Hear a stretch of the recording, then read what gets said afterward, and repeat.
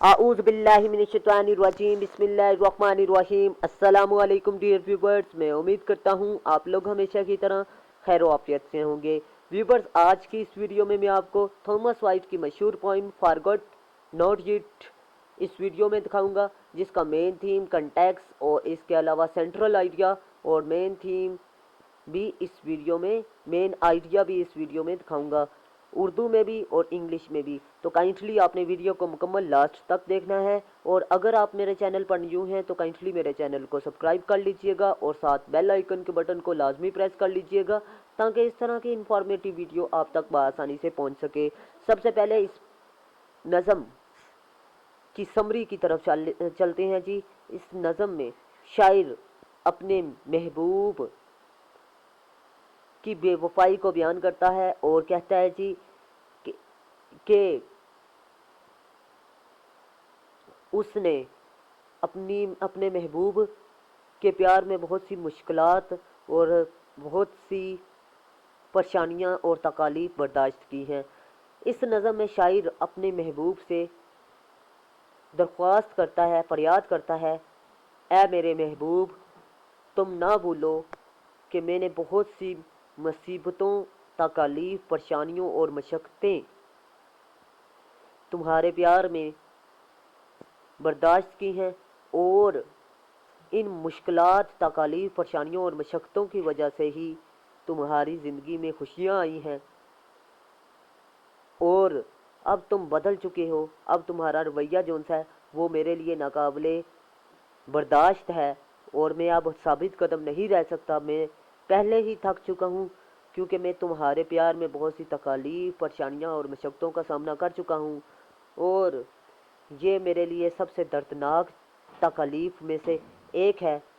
और काइंडली वो कहता है अपने महबूब से कि ऐ मेरे महबूब, तुम मेरी मशक्क़तों और तकालीफ़ और परेशानियों को ना भूलो, जो कि मैंने तुम्हारे प्यार में बर्दाश्त की हैं, क्योंकि ये तकालीफ़ बहुत ही दर्दनाक थी मेरे लिए। और अब वो कहता है कि इसीलिए वो उसकी खिदमात को, प्यार में सरअंजाम दी जाने वाली खिदमात जौन सी हैं, उनको फरमाइश नहीं करे। तो व्यूवर्स, ये था जी इस पोइम का मेन थीम, यानी समरी ऑफ द पोइम। अब चलते हैं इंग्लिश में। The poem is a passionate and pathetic appeal to the beloved to consider his case in the light of all that he has done and substituted for here. The poem is a passionate जज्बाती and pathetic और दर्दनाक appeal, दरख्वास्त करता है, फरियाद करता है, to the beloved, अपनी महबूबा से, consider in his case in the light of all that he has done and substituted for here, सामना करना। ठीक है, इस पोइम में शायर अपनी महबूबा से फरियाद करता है कि वो उसकी तकालीफ को जो उसने बर्दाश्त की उन्हें नज़रअंदाज ना करे। The poet appeals in this poem seriously and sincerely to his beloved to have faith in his steadfast and everlasting love, which she has herself once confirmed, tested, and approved. She should not forget his sincere and devoted love for her, as it had been time worn and tested. तो viewers, ये था जी इस poem का main theme, context यानी summary of the poem, और ये आप critical appreciation में भी लिख सकते हैं मेन थीम, और इसके अलावा आप लोग एक्सप्लेनेशन में भी इस्तेमाल कर सकते हैं, और रेफरेंस टू कंटेक्स्ट में भी। जब आपने रेफरेंस टू कंटेक्स्ट लिखना है तो उसमें क्या चीज़ लिखनी है जी? This lines have been taken from the poem forget not it, written by Thomas Wyatt. Viewers, जब आप टाइटल ये भी लिख सकते हैं जी, the lover beseecheth his mistress, ये भी लिख सकते हैं, और ये भी लिख सकते हैं फॉरगॉट नॉट इट। तो काइंडली अगर आपको दोनों में से एक भी चीज़ याद है तो काइंडली आप दोनों लिख सकते हैं। और व्यूवर्स, मैंने प्ले लिस्ट बनाई है इस चीज़ की, यानी थॉमस वाइट की पोइम्स पर।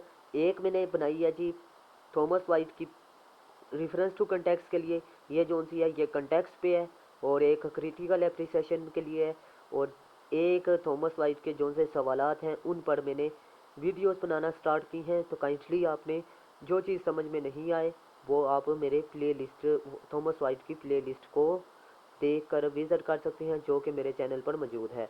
एक बात होगी। दूसरी बात मैं आपको बताता चलूँ कि ये क्रिटिकल एप्रिसिएशन में आप पॉइंट लिख सकते हैं। मैंने मल्टी क्वेश्चन तैयार किया है। मल्टी क्वेश्चन का मतलब एक ये है कि थॉमस वाइट का एक सवाल बनाया है जो कि तमाम सवालात क्रिटिकल एप्रिसिएशन में और थॉमस वाइट के सवालात में और इसके अलावा रेफरेंस टू कंटेक्स्ट में, एक्सप्लेनेशन में आप इस्तेमाल कर सकते हैं। लेकिन सिर्फ मैंने जो सवाल थॉमस वाइट और के क्वेश्चनों पर और इसके अलावा क्रिटिकल एप्रिसिएशन पर बनाया है, उसमें सिर्फ मैंने कंटेक्स्ट चेंज किया और उस पोइम के मतलब जो चीज़ें अहम थी वो चेंज की हैं। आपकी समझ के लिए मैंने मुकम्मल तकरीबन तकरीबन कम से कम 20 वीडियो बनाई हैं थॉमस वाइट पर। तो काइंडली आप लोगों ने 20 की 20 वीडियोस को लाजमी वॉच करना है ताकि ज़्यादा से ज़्यादा आप लोग इस्तेफादा हासिल कर सकें।